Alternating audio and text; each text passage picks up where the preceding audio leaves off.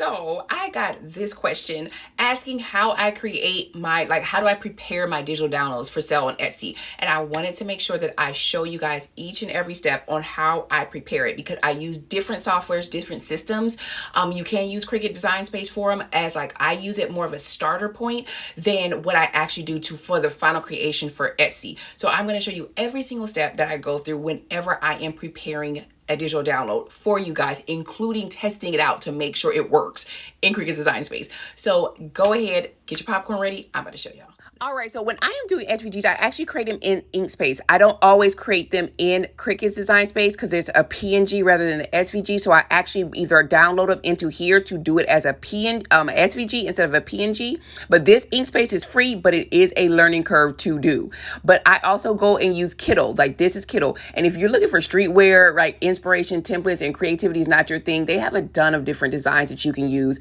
So this is not a free program, but it is something that's useful. Like, this is a Kobe one that I went and used as a DTF transfer. So these is where the software I use whenever I'm trying to create ones to download, DTF transfers, PNGs. This I usually use Kittle. So I'm uploading the design back into Kittle because what I want to do is I want to put this on a mockup right there. I am going to create a mockup from this, so I download it back into Kittle in order to do so. Not always, but most of the time. So you can see on the left hand side, you see there are still images, there are different platforms, different bases that you can do, and that's not the word I'm looking for, but whatever.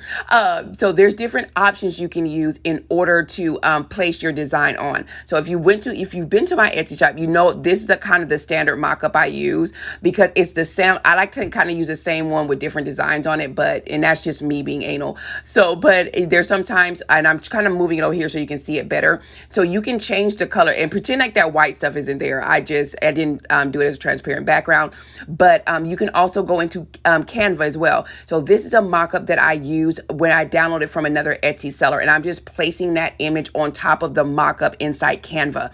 And then what I do is I kind of play around with the transparency so it's not so harsh and it doesn't look like it's painted on. You already know what I'm talking about. Like, you just blend it to where it looks like it's a real shirt on a real person.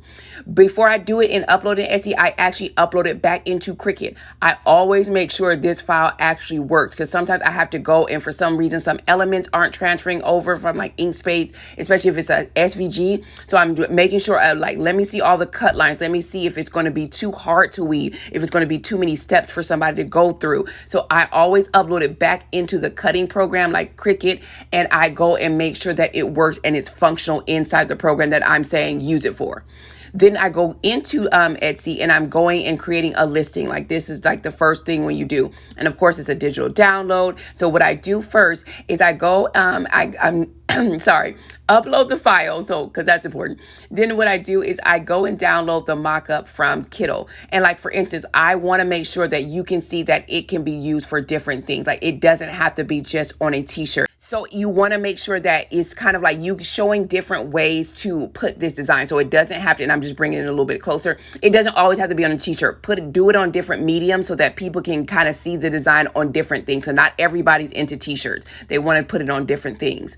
So next what I do is I go into Etsy, and depending on the nature of what the SVG is, like for instance, this can be a baby shower gift. And I'm like, oh, that's not kind of working for certain things for the first one. But like for this one, baby shower, like if it's an SVG bundle, I'm looking for SEO, which is search engine optimization. So you want to make sure, let me see how other people are phrasing it, what titles they're using, what keywords they're using in order to make it pop up and be searchable. So do not skip this step, because whenever you're going back into your listing, you want to make sure that you're using it here in the description, you're using it here in the tags, but you're also using it in the title as well. You don't want to skip these steps. So hopefully this helps. And of course, I'll see you in the next video.